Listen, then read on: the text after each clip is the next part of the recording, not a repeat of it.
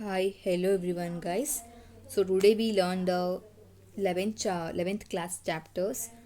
First one is the living world. So let us begin the chapter. It is very easy.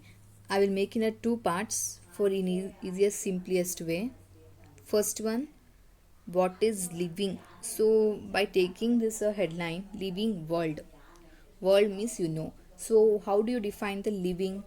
It means it is a something that can grow, move, reproduce and consciousness and respire and carry out the cellular activities, which means that some things that can growth, showing the growth and the movement, also reproduce, reproduction process is going, and the consciousness, which means ability to, it is a response to the external stimuli and has a respire and carry out cellular activities.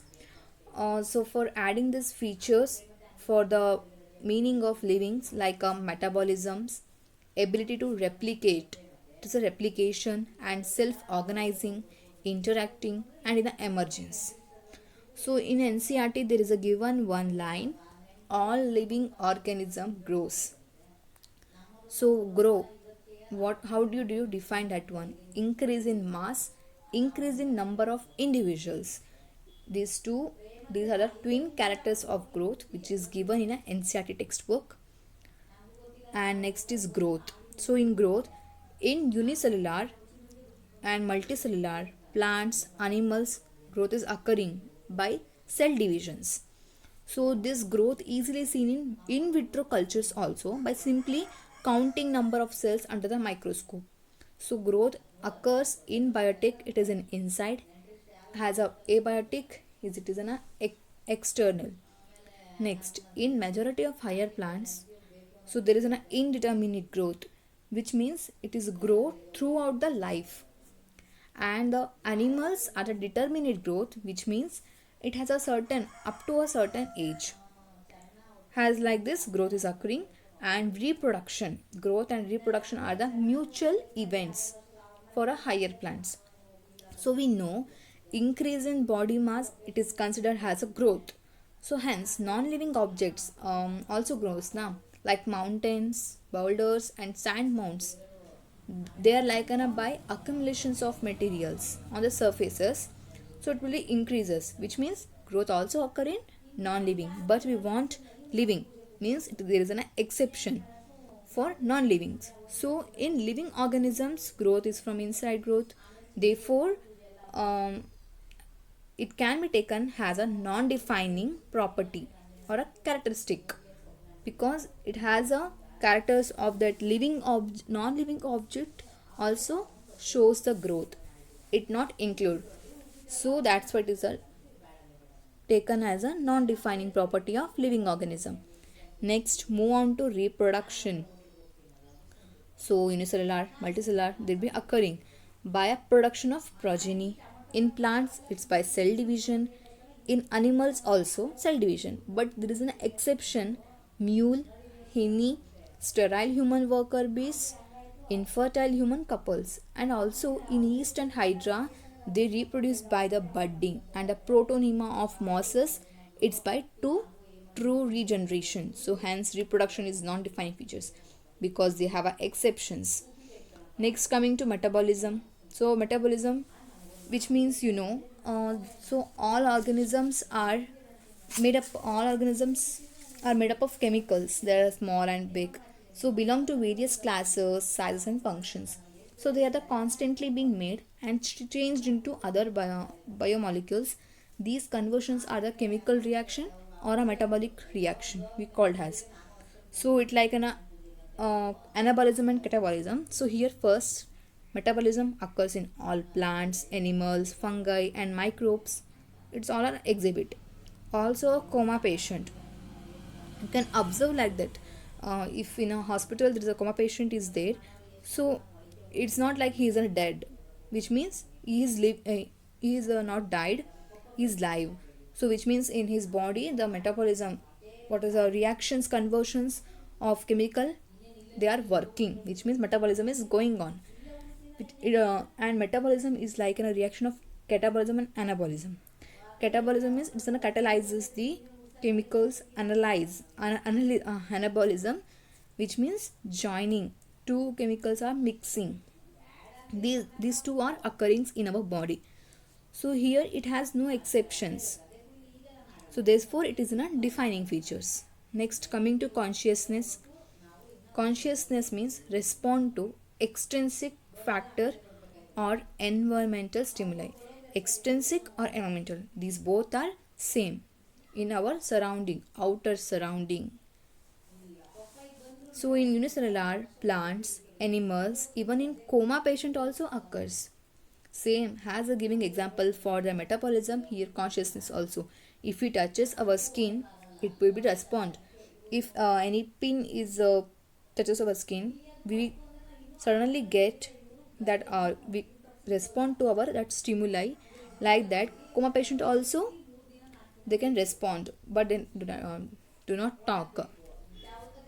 So plant respond to external factors like our light, water, temperature, and other organisms, other pollutants. Here, photoperiod affects the reproduction in seasonal breeders, both plant and animals.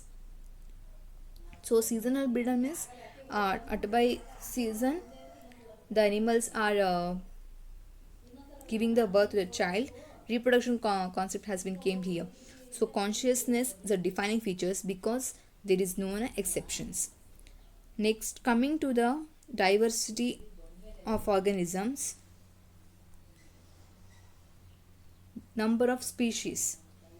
So in our biodiversity, the number of species is 1.7 to 1.8 million. And a process. So next, coming to the number of species. Now there is a let's see that 1.7 to 1.8 million species are there. So now we have to classify them. That animals have to classify. They are the animals. They are the tiger and lion. So we have to classify. So for that classify, we called as a taxonomy. So taxonomy means based on characters, all organisms classified in different taxa. Taxa means category of characteristics feature. It have a one category of its characteristic. So that type of characters of organisms are classified in different. It is called as a taxonomy. So now process of taxonomy. First step is the identification. Second one classification. Third one nomenclature. Identification. So in a simple way we can remember as a ICN. First one identification, classification, nomenclature. So taking as an example have given here. Identify which class student. So we can now identify. Here there are so many students. Identifying there are first standard, 10th A, 10th B, like that one. We are identifying. Next is classification. Classified as a 10 student, 9 student, 8 student. And nomenclature, we give a name. Like they are the 10th A sections, 10th B sections. As giving the nomenclature, giving the naming for the students is called, it is in a nomenclature. So like this, there is a coming of binomial nomenclature. Bi means two.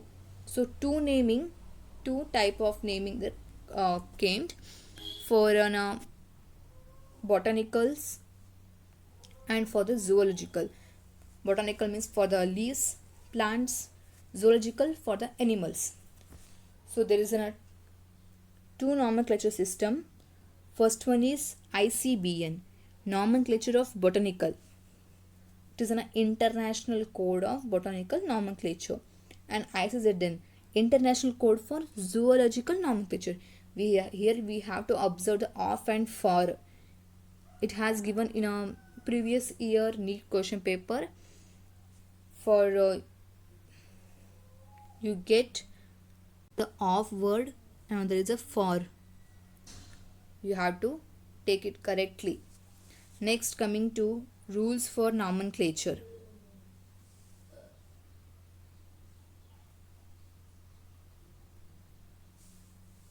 Rules for nomenclature for first should be it in italics. Second one, the first one, so right here, first one has a genus, second one has a species. And for the zoological, botanical means for the leaves, plants, zoological for the animals. So there is a two nomenclature system. First one is ICBN, Nomenclature of Botanical. It is an international code of botanical nomenclature. And ICZN, International Code for Zoological Nomenclature. Here we have to observe the of and for. It has given in a previous year NEET question paper. For you get the confused, they had given here like that. Here is the of word and there is a for. You have to take it correctly. Next, coming to rules for nomenclature.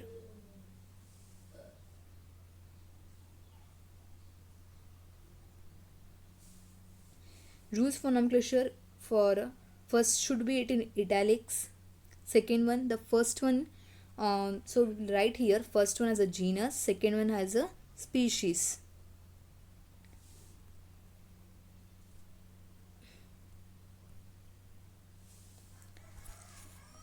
And first one in a capital letter, second one in small letter. If no italics using there for nomenclature, then it should be underlined.